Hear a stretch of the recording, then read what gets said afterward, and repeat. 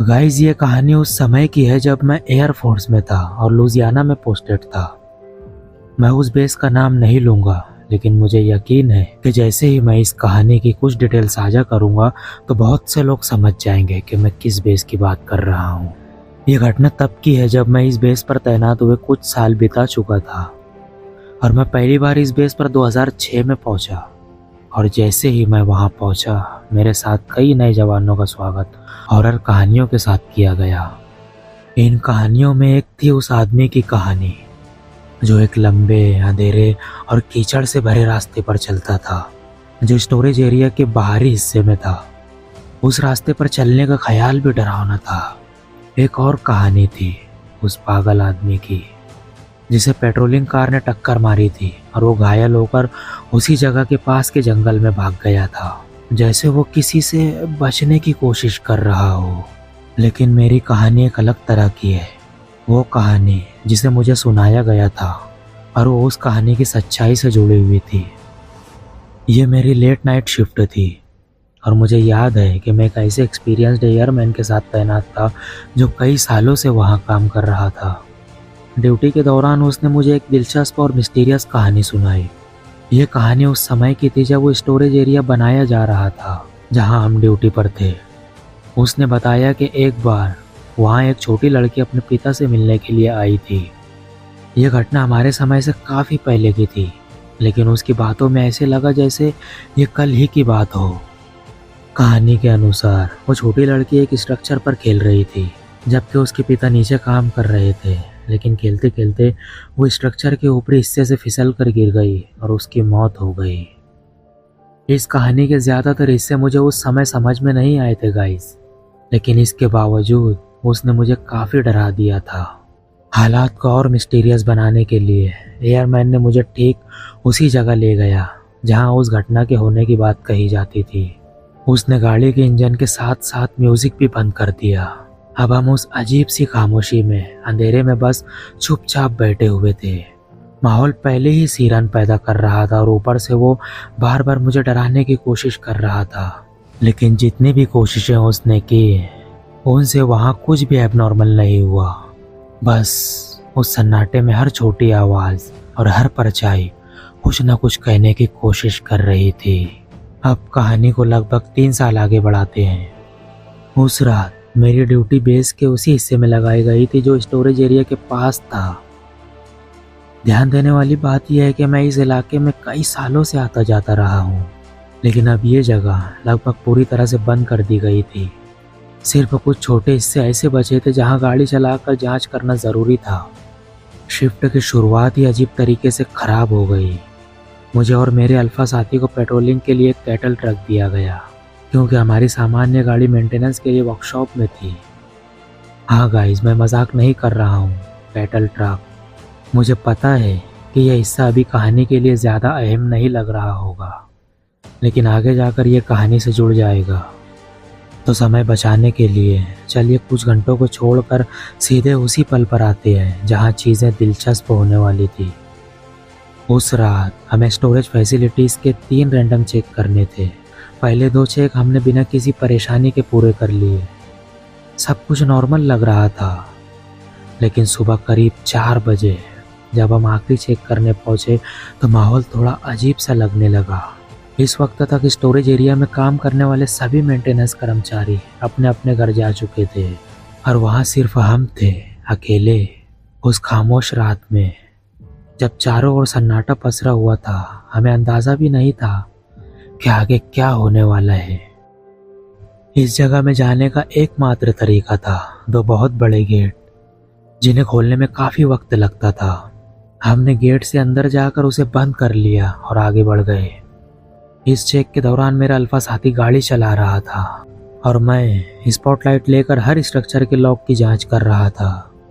Guys, यहाँ एक बात बताना भूल गया जो शायद यहाँ ज़रूरी हो सकती है।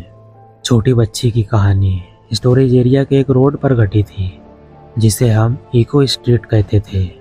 इस समय तक सब कुछ ठीक था और हमने अपनी राउंड पूरी कर ली थी। मेरा अल्फा साथी इको स्ट्रीट के आखिरी मोड़ पर गाड़ी मोड़ रहा था। पूरी रात हम दोनों काफ़ी बातें कर रहे थे और समय बिता रहे थे, लेकिन तभी मुझे एक अजीब सी बेचैनी होने लगी। कुछ अलग सा लग रहा था, लेकिन मैं समझ नहीं पा रहा था कि ऐसा क्यों हो रहा है। हम सड़क के लगभग आधे रास्ते तक पहुंच चुके थे, तभी सब कुछ अचानक से डरावने तरीके से खामोश हो गया। यहाँ तक कि हमारे कैटल ट्रक की गड़गड़ाहट और रेडियो की धीमी आवाज़ भी जैसे कम होती जा रही थी। जैसे जैसे हम उस स्ट्रक्चर के करीब पहुंचे, मेरी बेचैनी तेजी से बढ़ने लगी। अंधेरे और सन्नाटे का वो माहौल मेरे दिमाग पर भारी पड़ रहा था। मैं ये बात पूरे यकीन के साथ कह सकता हूँ कि उस पल की यादें आज भी मुझे अंदर तक झकझोर देती है और डर के एहसास से मेरी आंखें भर आती है। वो पल, वो जगह, सब कुछ बेहद डरावना और अविश्वसनीय था। जैसे ही हम स्ट्रक्चर के करीब पहुंचे, मैंने खिड़की के दूसरी तरफ स्ट्रक्चर के विपरीत दिशा में सिर घुमाया और फिर मेरे बाएं कान में एक आवाज़ सुनाई दी जिसने मुझे लगभग डराकर पागल ही कर दिया। वो आवाज़ किसी के दर्द में कराहने या गहरी तकलीफ में होने की थी, कुछ वैसे ही जैसे दिग्गज फिल्म में लड़की की आवाज़। हाँ, मैं सच कह रहा हूँ गाइस। वो हल्की लेकिन डरावनी कराह ट्रक के केबिन के अंदर गूंजने लगी। उस अजीब सी आवाज़ ने मेरी हालत खराब कर दी। मुझे ऐसा महसूस हुआ जैसे मेरे शरीर में खून जम गया हो। मैंने तुरंत अपने अल्फा साथी की ओर मुड़कर चिल्लाया, भाई ये बंद करो। मेरे साथी ने मेरी ओर भ्रमित नज़रों से देखा और फिर धीरे धीरे एक्सीलेटर से अपना पैर हटाते हुए पूछा, क्या मैं तेज चला रहा हूँ? मैं कुछ पल चुप रहा और अपने हाथ से रोकने का इशारा किया। तभी वो आवाज़ दोबारा सुनाई दी। मेरे साथी ने बीच में पूछा, क्या हुआ? मैंने बिना कुछ कहे पहले म्यूजिक बंद किया और फिर धीरे से उससे फुसफुसाते हुए पूछा, क्या तुमने वो सुना? वो ट्रक रोककर ध्यान से सुनने लगा। कुछ सेकंड तक लगभग पूरी तरह से सन्नाटा था और तभी हम दोनों ने वो सुना। वो लंबी, ठंडी और डरावनी कराह जो किसी महिला की लग रही थी। वो आवाज़ मेरे कानों में गूंजने लगी। ऐसा लग रहा था जैसे कोई सांस लेने के लिए जूझ रहा हो, जैसे किसी को गले से दबाकर मारने की कोशिश की जा रही हो। ये आवाज़ इतनी खौफनाक थी कि मेरा दिल थम सा गया, लेकिन इस बात ने इसे और भी डरावना बना दिया कि सिर्फ मैं ही नहीं बल्कि मेरा साथी भी वही सुन रहा था। मैं अपने साथी से वही सवाल दोबारा पूछने ही वाला था कि उसने मुझे बीच में ही रोकते हुए डर से कांपती आवाज़ में कहा, ये क्या है? हम दोनों किसी मूर्ख की तरह वही खड़े रहे, जैसे ये देखने की जिद हो कि क्या वो अजीब आवाज़ हमें फिर से सुनाई देगी। ट्रक के पिछले हिस्से में लगे गेट से की गड़गड़ाहट साफ सुनाई दे रही थी, जैसे मेटल किसी मेटल से टकरा रहा हो। डीजल इंजन की गहरी गड़गड़ाती आवाज़ भी माहौल को और भारी बना रही थी। लेकिन इन सारी परिचित आवाज़ों के बीच वो अजीब, असामान्य और डरावनी आवाज़ बार बार हमारे कानों तक पहुंच रही थी, मानो वो आवाज़ हमें वहां से भाग जाने की चेतावनी दे रही हो। हमने वो आवाज़ एक आखिरी बार सुनी, एक गहरी कराह जो इस बार पहले से भी ज़्यादा तेज़ और स्पष्ट थी। लेकिन इस बार कुछ अजीब हुआ। ऐसा महसूस हुआ जैसे वो आवाज़ ट्रक के अंदर और बाहर दोनों तरफ से आ रही हो। ऐसा लग रहा था जैसे जो भी उस खौफनाक आवाज़ के पीछे था उसने हमें पूरी तरह से घेर लिया हो। माहौल भारी और हमारी सांसें तेज हो चुकी थी। बिना एक भी शब्द बोले मेरे अल्फा साथी ने तुरंत ट्रक को गियर में डाला और पलक झपकते ही सड़क से ऐसी रफ्तार में निकला जितनी तेजी से मैंने उस पूरे बेस पर किसी गाड़ी को कभी नहीं चलते देखा। मानो वो जगह छोड़ने के सिवा कोई और रास्ता बचा ही ना हो। उसने एक मोड़ पर ट्रक को लगभग पलट ही दिया था, लेकिन हमें कोई परवाह नहीं थी। हम दोनों बिना कुछ कहे इस बात पर सहमत थे कि हमें वहां से जितना जल्दी हो सके निकलना है। जैसे ही हम दोबारा उन गेट्स पर पहुंचे तो मैं ट्रक से इतनी तेजी से उतरा जैसे जान बचानी हो। हर कदम घबराहट से भरा था। मेरे अल्फा साथी ने मेरी सुरक्षा के लिए चारों तरफ नजरें दौड़ाई, जबकि मैं जल्दी जल्दी गेट्स खोलने में लग गया। गेट खुलते ही उसने तुरंत ट्रक को बाहर निकाला। उसने ट्रक से मेरी तरफ देखा, मानो कह रहा हो जल्दी करो। मैं बिना समय गंवाए दौड़ा और जल्दी जल्दी दोनों गेट बंद करने लगा। उस पल ऐसा लग रहा था जैसे हर सेकंड मायने रखता हो। जब वो काम पूरा हुआ तो हम तुरंत बेस के मुख्य हिस्से में लौट गए और अपने फ्लाइट चीफ से मिलने का अनुरोध किया। ताकि उस घटना के बारे में बात कर सकें। जब हम उनसे मिले तो हमें उम्मीद थी कि वो सोचेंगे कि हम दोनों थके हुए थे और हमारा दिमाग हमें धोखा दे रहा था, क्योंकि ये घटना हमारी 12 घंटे की शिफ्ट के आखिरी हिस्से में हुई थी। लेकिन मैं आज भी साफ साफ याद कर सकता हूँ कि उन्होंने हमसे कहा था, मुझे तुम पर पूरा भरोसा है।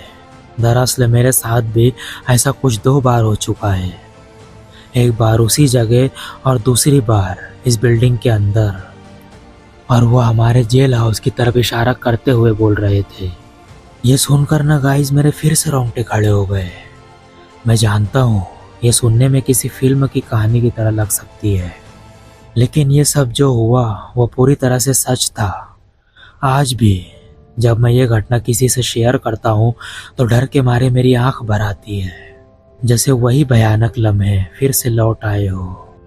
उस दिन के बाद एक बार फिर से स्टोरेज एरिया में जाने का मन किया, लेकिन जैसे ही मैं उस सड़क के करीब पहुंचा, कुछ ऐसा था जो मुझे रोक रहा था। ऐसा लगा जैसे वो अंधेरा और खामोशी मेरे पीछे चल रहे हो, और शायद अब कभी भी मैं उस रास्ते पर कदम भी ना रखूं, क्योंकि उस डर ने मेरे दिल में गहरी छाप छोड़ दी है। गाइस, अगर आपके साथ भी ऐसी ही कुछ एबनॉर्मल घटना घटी है और आप इसे दूसरों के साथ शेयर करना चाहते हैं तो डिस्क्रिप्शन में दिए गए ईमेल पर हमें अपनी कहानी भेजें। हम इसे ज़रूर दूसरों तक पहुंचाएंगे। और हाँ, अगर आप ऐसी ही मिस्टीरियस, एबनॉर्मल और हॉरर स्टोरीज सुनने के शौकीन हैं तो सब्सक्राइब कर दीजिए इस चैनल को। कहानी यहाँ तक सुनने के लिए शुक्रिया।